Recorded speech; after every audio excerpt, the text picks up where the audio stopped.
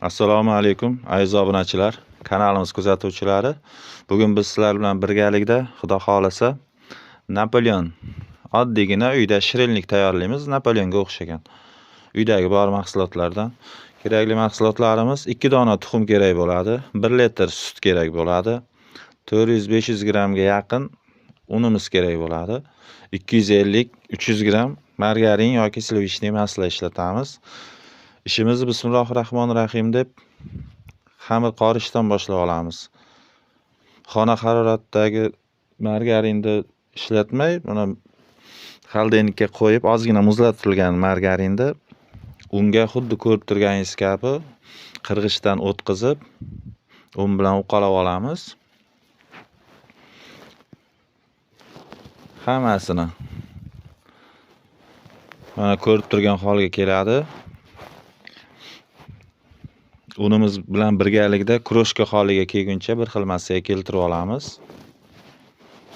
Qo'limiz yordamida.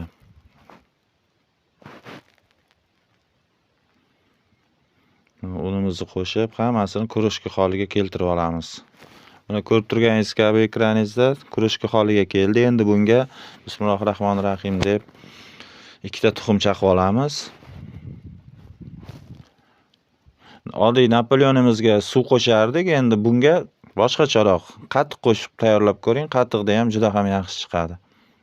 2 dona tuxum qo'shamiz. Ko'rib turganingiz kabi mana 1 piyola to'la qatiq. Bunga bitta choy qoshiqda yarim chayni soda va uksus 2-3 tomchi uksus qo'shamiz. Qatiq bilan qo'shib aralashtiramiz yaxshilab. Va tayyorlayotgan xamirimizga qo'shamiz buni ham.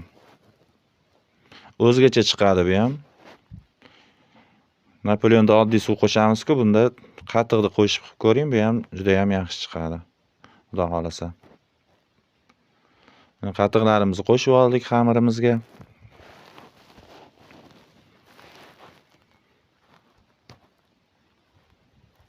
Bundan o'rtacha yumshoqlikda xamirimizni qattiq qo'yishimiz kerak emas. Xamir holiga keltirib olamiz buni.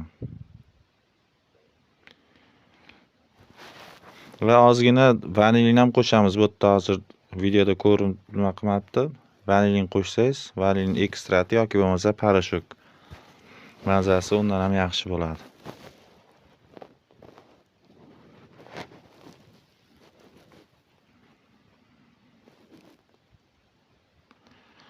Oz-ozdan qolgan unlarimizni ham qo'shib xamir qilib olamiz.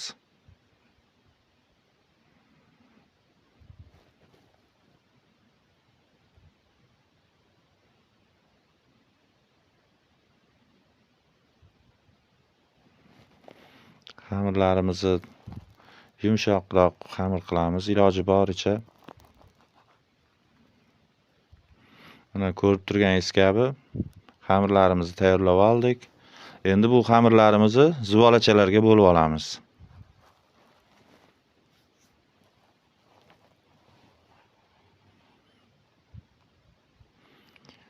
Zuvolalarimiz o'ta katta ham, o'ta kichikroq ham qilamiz. Duxovkangiz listini mo'ljallaysiz.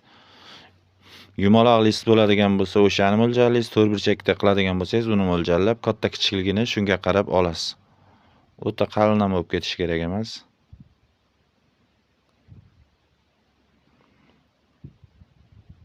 Zuvolachalarimiz tayyor bo'ldi.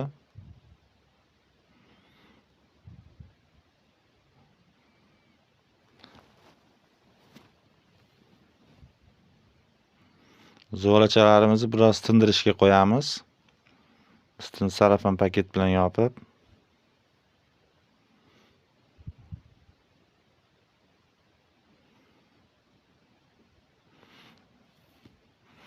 o'n 15-20 daqiqa tingandan keyin bu xamirlarimizni yoyishni boshlaymiz.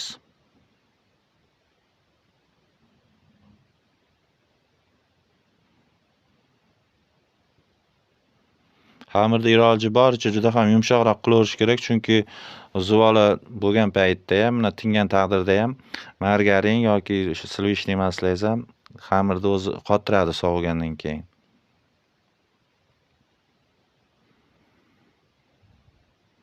Juvamiz yordamida xamirlarimizni yoyib chiqamiz.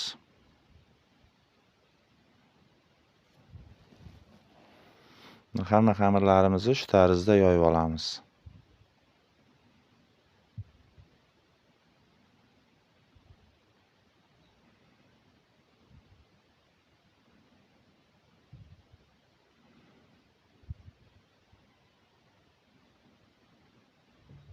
Vilkamiz yordamida xuddi ko'rib turganingiz kabi sanchib chiqamiz xamirlarimiz ustidan.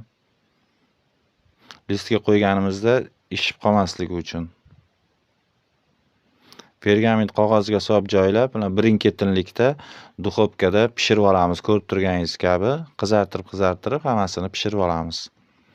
Bu orada endi biz kremimizni tayyorlashga o'tamiz.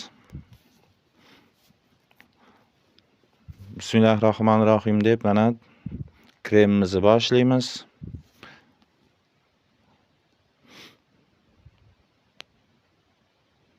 Bir dona tuxum chaqib olamiz.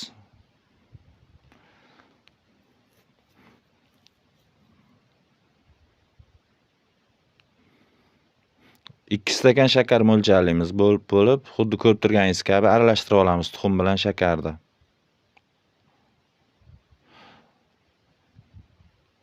4 qoshiq un solamiz. 1 litr sut uchun 4 qoshiq unni solib, buni ham aralashtiramiz va albatta 1 choy qoshiqda vanilin ham qo'shamiz.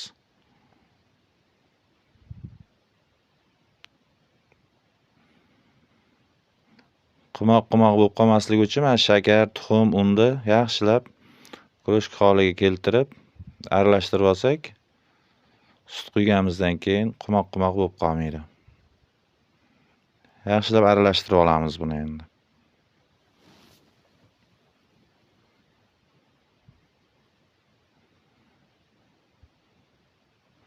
Mana endi sutimizni quyib olamiz. 1 litr sut ishlatyapmiz. 1 litr sutga 4 qoshiq osh qoshiqda un qo'shdim. 1 dona tuxum, shakar, 1 chimdim tuz ham qo'shish esdan chiqmasin. 1 chimdim ozgina. Shakarning mazasini chiqarib beradi tuz.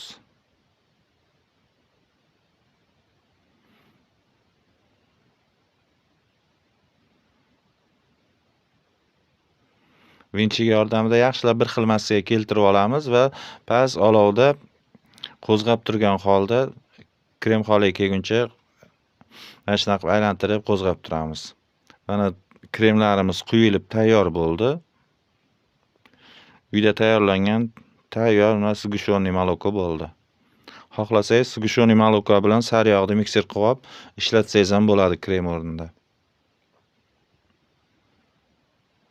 Bunga mana endi ozgina sovigandan keyin sariyog'imizni solamiz. 40-50 gram sariyog'ni solib aralashtirib olamiz. Shunda kremimiz yana ham nejniyroq bo'lib chiqadi, yumshoq bo'lib.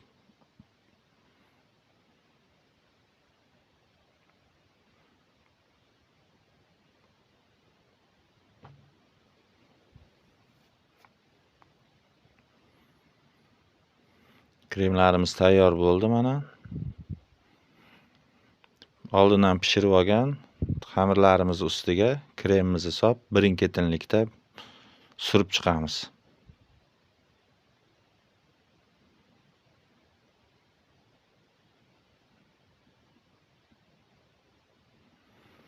Ko'rib turganingiz kabi hamma kremlarimizni bir tekis qilib surib chiqamiz.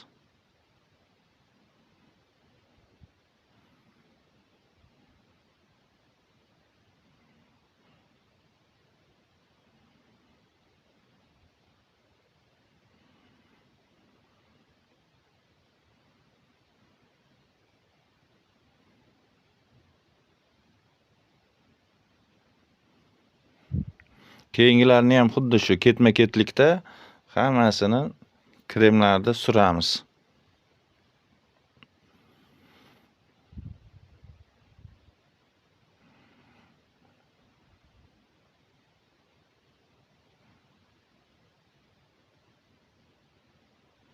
Kremlarimizni mana qolganini ham quyib ketma-ket ustiga bosamiz.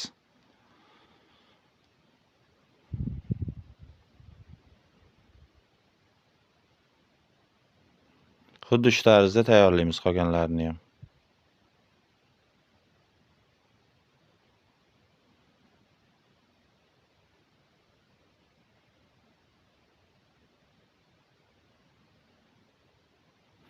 Bitta kichkina zuvalachamizni duxovkada alohida qizartirib pishirib oldik. Xamirimizni juda ham kichkina zuvalachani yupqa qilib va uni juva yordamida maydalab, tayyor bo'lgan shirinligimizni yuziga sochib chiqamiz.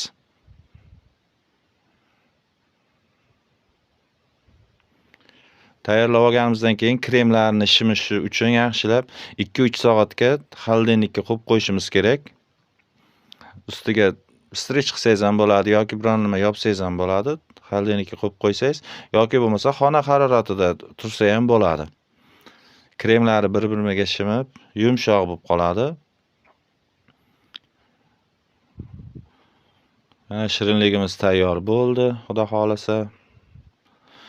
Bismillahirrohmanirrohim deb mana endi xolodilnikda bu hozir 1,5-2 soat turdi va kesib ko'rsataman mana hozir.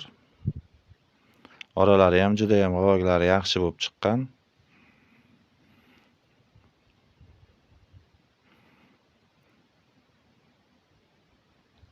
Mana chiroyli qilib kesib oldik shirinligimizni.